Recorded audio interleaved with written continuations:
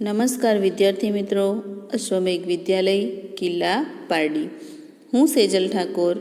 આજે આપણે જોઈશું ધોરણ 7 ગુજરાતી મીડિયમ અને ધોરણ 8 ઇંગ્લિશ મીડિયમ માટે વિષય છે ગુજરાતી.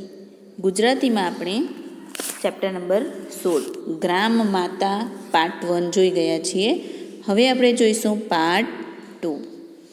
પાર્ટ 1માં આપણે ક્યાં સુધી ભણ્યા હતા કે પેલો જે અશ્વ ઉપર આવેલો યુવાન હોય છે એને પેલા વૃદ્ધ માતા શેરડીનો રસ પીવડાવે છે અને પેલો યુવાન કોઈ પણ જાતનો વિચાર કર્યા વગર એ શેરડીનો રસ પી જાય છે. હવે આગળ જોઈશું અનુષ્ટુપ છંદ. બીજું પ્યાલું ભરી દેને હજુ છે મુજને તૃષા, કહીને પાત્ર યુવાને માતાના કરમાં ધર્યું. એટલે કે એક પ્યાલો ભરીને એ રસ પેલો યુવાન પી જાય છે.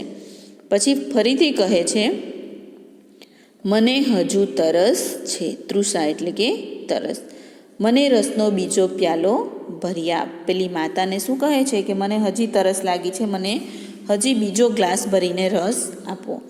એમ કહીને પેલા યુવાને પ્યાલો અથવા તો ગ્લાસ ગ્રામ માતાના હાથમાં મૂક્યો. કરમાં, માતાના કરમાં ધર્યું એટલે કે માતાના હાથમાં મૂક્યો. મંદાક્રાંતા. કાપી કાપી ફરી ફરી અરે કાતડી શેરડીની, એકે બિંદુ પણ રસ તણો કેમ હાવા પડે ના. હવે શું થયું? ગ્રામ માતાએ અનેકવાર શેરડીની કાતડી કાપી એટલે કે અનેકવાર શેરડીઓ કાપી, પણ શેરડીના રસનું એક પણ ટીપું કેમ પડતું નથી. પ્રશ્ન થાય છે કે વારંવાર ગ્રામ માતા પેલી શેરડી કાપે છે પણ એક પણ ટીપું શેરડીનો રસ એમાંથી નીકળતો નથી. હવે માતા વિચારે છે કે કેમ નથી નીકળતો. શું કોપ્યો કે પ્રભુ મુજ પરે આંખમાં આંસુ લાવી, બોલી માતા વળી ફરી છુરી ભોગતી શેરડીમાં. હવે ગ્રામ માતા મનોમન વિચારે છે કે શું પ્રભુ મારા પર કોપાયમાન થયા હશે, ગુસ્સે થયા હશે. આમ વિચારતી માતાના આંખમાં આંસુ આવી જાય છે અને ફરી ફરી એ છરીથી શેરડીમાં કાતડીઓ કરે છે. અનુષ્ટુપ. રસહીન ધરા થઈ છે, દયાહીન થયો નૃપ, નહીં તો ના બને આવું, બોલી માતા ફરી રડી. રસહીન ધરા થઈ છે અને દયાહીન થયો નૃપ એટલે કાં રાજા દયા વગરનો બની ગયો છે, કાં તો ધરતી રસકસ વિનાની બની ગઈ છે. નહીંતર આવું બને નહીં, નહીં તો ના બને આવું, એમ બોલી ગ્રામ માતા ફરી રડે છે કે ક્યાં રાજા દયા વગરનો થયો હશે અથવા તો આ ધરતી રસકસ વગરની થઈ ગઈ હશે. એમ વિચારી પેલી માતા રડે છે કે આવું તો થાય જ નહીં, શેરડીમાંથી એક ટીપું પણ રસ નથી નીકળતો, એવું તો કોઈ દિવસ બને જ નહીં.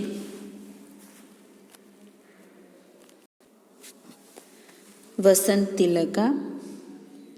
એવું યુવાન સુણાવી ચમકી ગયો ને માતા તણે પગ પડી ઉઠીને કહે, એ હું જ નૃપ મને કર માફ બાઈ, એ હું જ નૃપ મને કર માફ ઈસ. એવું યુવાન સાંભળી એટલે કે પેલી માતા બોલી કે દયા વગરનો રાજા બન્યો હશે એવું માતા બોલે છે, ગ્રામ માતા બોલે છે. એ સાંભળીને પેલો યુવાન શું થાય છે? ચમકી ગયો. તે ગ્રામ માતાના પગમાં પડ્યો. ગ્રામ માતા તણે પગ પડી ઉઠીને કહે એટલે કે માતાના પગમાં પડીને ઉઠીને ફરીથી કહે છે, ઉઠીને કહેવા લાગ્યો, એ રાજા હું જ છું, એ હું જ છું નૃપ. નૃપ એટલે કે રાજા. એ રાજા હું જ છું, હે બાઈ મને માફ કર. એ રાજા હું જ છું, હે ઈશ્વર મને માફ કર.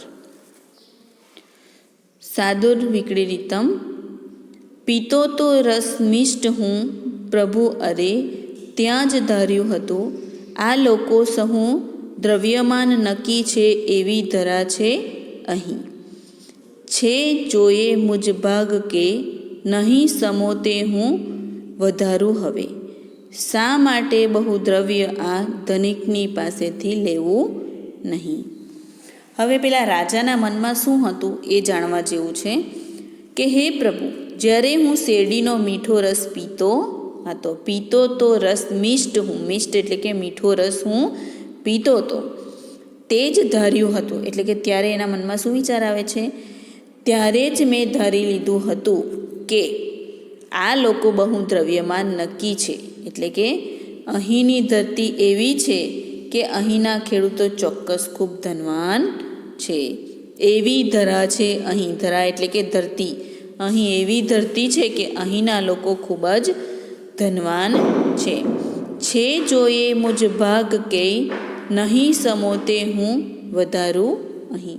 તો પણ મને તેમની ઉપજમાંથી નજીવો ભાગ એટલે કે કર મળે છે.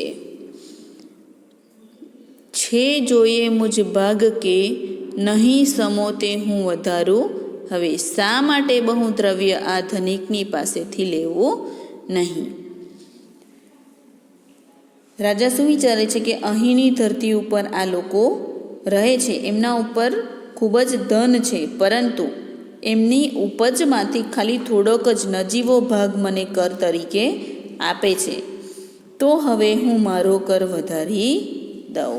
રસ પીતા પીતા પેલા રાજાને લાલચ જાગે છે કે આ લોકો ખૂબ જ પૈસાવાળા છે, તો હું મારો કર થોડો વધારી દઉં. પહેલાંના જમાનામાં રાજાઓ, અત્યારે આપણે ટેક્સ ભરીએ છીએ ને, એવી જ રીતે જ્યારે રાજ્યમાં રાજા હતા તો રાજાને આ લોકો પોતાના ખેતરમાં જે અનાજ પાકે છે, શેરડી પાકે છે, જે કંઈ પાક થતો હોય એનો અમુક ટકા ભાગ રાજાને આપતા હોય છે. તો રાજા એવું વિચારે છે, એનો અર્થ છે કે પેલો જે યુવક હતો, અશ્વ ઉપર આવેલો યુવક હતો, એ કોણ હતો? રાજા હતો. બરાબર છે.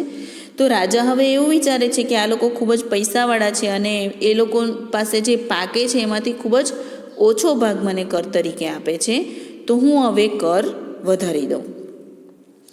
આ ધનવાન ખેડૂતો પાસેથી વધારે કરવેરા શા માટે વસૂલ ન કરવા? એટલે કે શા માટે હું વધારે કર નહીં લઉં? એમની પાસે તો ખૂબ જ પૈસા છે, એમ પેલો રાજા વિચારે છે. રસે હવે દે ભરી પાત્ર બાઈ, પ્રભુ કૃપાએ નક્કીએ ભરાશે. સુખી રહે બાઈ, સુખી રહો સૌ, તમારી તો આશીષ માત્ર માંગુ. હે બાઈ, રાજા કહે છે, હે બાઈ, હવે તું આ પ્યાલો રસથી ભરી દે. ઈશ્વર કૃપાથી હવે ચોક્કસ ભરાઈ જશે. હે બાઈ, તું સુખી રહે, તમે સૌ સુખી રહો. હું તો ફક્ત તમારી આશીષ જ માંગુ છું. આશીષ એટલે શું?